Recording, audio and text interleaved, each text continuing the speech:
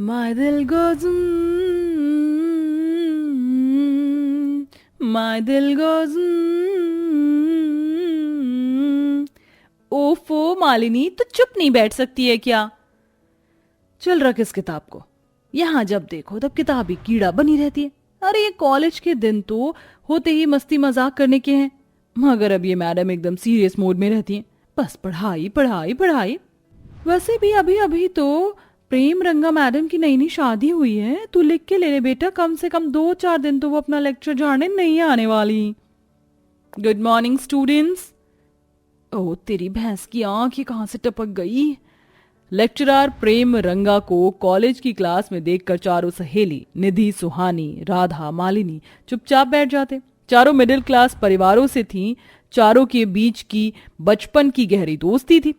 एक संग खेलते कूदते पढ़कर वो चारों आज कॉलेज में पढ़ रही थी। बस इतना था कि मालिनी की हैसियत तीनों से थोड़ी अच्छी थी। ओ यारो वो देखो पानी पूरी, चलो खाते हैं। नहीं यार मालिनी, मेरा मन नहीं है। हाँ हमारा भी मन नहीं है। बस यही दोस्ती, यही प्यार, कट्टी कट्टी कट्टी। अरे रुक जा मालिनी, हर बार तू ही हमें अपने पैसों से खिलाती है, अच्छा नहीं लगता, शर्म सी भी आती है। ये सुनकर मालिनी तीनों को तगड़ी डांट लगाने लगी। एक लपड़ लगाऊंगी तीनों को। हमारी दोस्ती के बीच में पैसे कब से आने लगे? पता है मेरी जान, ये जो दोस्तों के साथ जीने के पल होते हैं ना, ये दोबारा लौट कर नहीं आते। क्या पता कल को हम चारों सहेलियों की किस्मत हमें कहां लेकर जाएगी।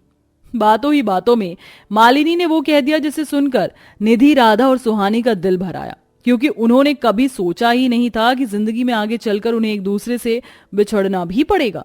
गोलगप्पे खाकर चारों सहेली घर जाने लगती हैं, लेकिन मई के उस गर्मी भरे महीने में कड़ाके की चिलचिलाती धूप थी। तो थोड़ी धूप कम हो जाएगी तब चली जाना। राधा तीनों को अपने गरीब घर में लाती है, जिसकी दशा गरीब सुरा की झोपड़ी जैसी थी। मिट्टी की कच्ची दीवार जिस पर खपरेल की छत थी, जहां आज भी बूढ़ा गुणीराम माथे पर हाथ रखे बेटी की शादी की चिंता में डूबा हुआ था, और पार्वती उसका जख्म भरा हाथ गर्म पानी से सेक रही थी।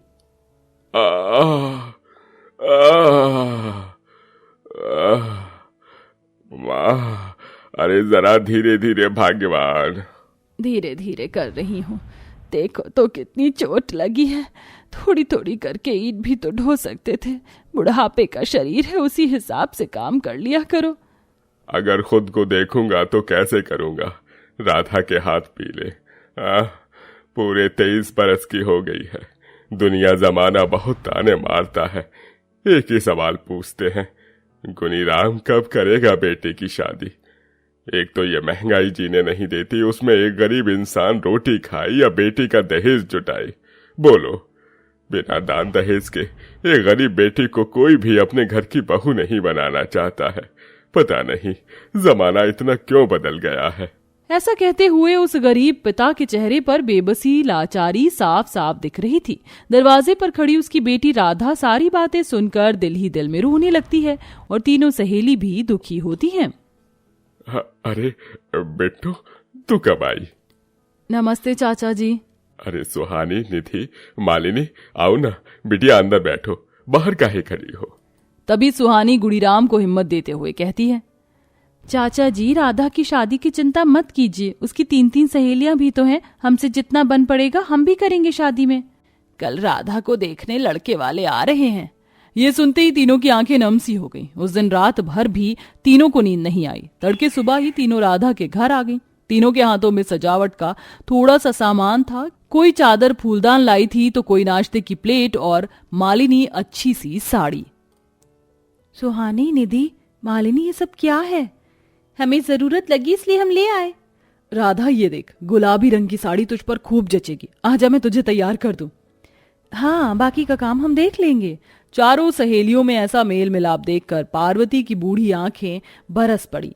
भगवान, ये कितनी दिलदार सहेलियां दी हैं मेरी राधा को। एकदम श्री कृष्ण और सुदामा के जितनी मित्रता है तुम में।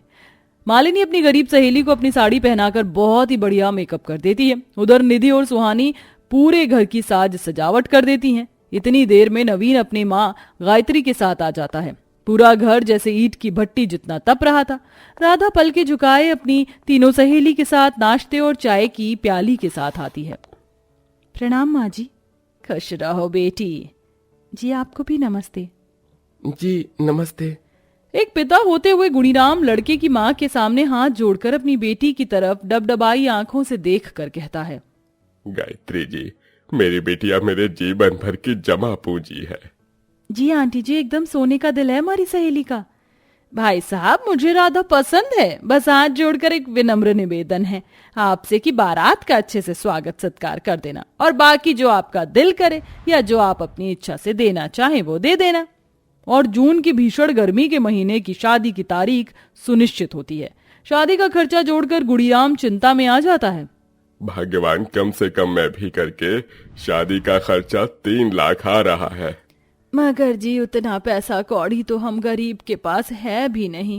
लेकिन पार्वती, खाने पीने के लिए हलवाई तो लगाएंगे, टेंट तो बुक करेंगे, फिर वेटर बुलाने होंगे, फूल वाले, पानी वाले, और दहेज में कम से कम एक बेड, कूलर, कुर्सी तो देंगे ही ना। अगर हमारे रिश्तेदार अच्छे होते तो थोड़ा थोड़ा कुछ सामान दे देते। रिश्तेदार नहीं हुआ तो क्या हुआ आंटी, राधा की 3 सहेलियां तो हैं। हलवाई और टेंट वाले को बुक करने की कोई जरूरत नहीं है, क्योंकि उनका काम हम तीनों मिलजुल कर देख लेंगे और मंडप भी बना देंगे। और रहा वेटर का सवाल, तो हम सबको नाश्ता पानी चला देंगी, पानी भी पिला देंगी। तीनों को इतना प्यार न्यौछावर करते देखकर राधा की आंखों से बहते आंसू नहीं थमते हैं। कितनी खुशनसीब हूं मैं जो मेरे पास तुम जैसी सहेलियां हैं। चल चल, अभी रोना धोना मत लगा, क्योंकि अभी तो दुल्हन है। तीनों सहेली राधा की संगीत की रस्म के लिए घास की सुंदर सी बड़ी बड़ी चटाइयां बनाती हैं। तभी संगीत में आई कम्मो नखरे करते हुए बोली, अरे बाप रे, यहाँ तो कितनी गर्मी मची हुई है, मेरा फूल सा नाजुक बदन मुरझा गया। कम से कम शादी के लिए तो पंखे कूलर का इंतजाम कर लेते, इतनी गर्मी में पसीने बहाकर हम तो ना करेंगे संगीत। कम्मो जी रुकिए तो, ये देखिए हमने आपके लिए स्पेशल ये ठंडी ठंडी घास की चटाई बनाई है, बैठिए बैठिए। तीनों बात को संभाल लेती हैं, जिसके बाद संगीत होता है और राधा को हल्दी लगती है। इस बीच 2 सहेली औरतों को हाथ पंखा करती हैं, तो एक उन्हें पानी पिलाती है, जिसके बाद वह कड़ी गर्मी में पसीना बहाकर मंडप भी अपने हाथों से सजाती हैं। देखा राधा बेटिया, तेरा जोड़ा आ गया। तेरी माँ की तरफ से ये तेरी शादी का तोहफा और आशीर्वाद भी है। मालिनी, निधि, तुम दोनों राधा को क्या दे रही हो? मैं सोच रही हूँ क्यों ना हम उसे घर का सामान ही दे दें, बेड, कूलर, पंखा, ये सब। ये एकदम ठीक रहेगा, आगे चलकर हमारी गरीब सहेली के काम आएगा।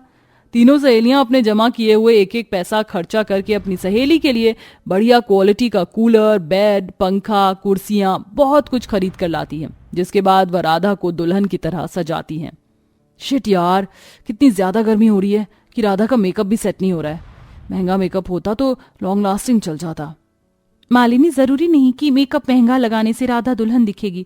जब गांव में गरीब की बेटियों की शादी होती है तो वहां की दुल्हन फूल पत्तों, घर के बनाए काजल, कुमकुम से ही सजती हैं। तीनों प्राकृतिक तरीके से अपनी गरीब सहेली का श्रृंगार करती हैं और उसे मंडप में लाती हैं।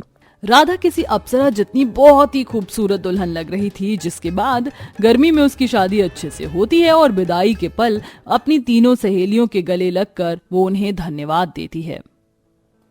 समझ में नहीं आ रहा कि तुम तीनों का शुक्रिया अदा कैसे करूं। तुमने अपनी इस गरीब सहेली के लिए जो कुछ भी किया है वो सगे भी नहीं करते। तुम हमेशा मेरे दिल में रहोगी। जा राधा, बस तू खुश रहना। इसी के साथ गरीब राधा की विदाई हो जाती है।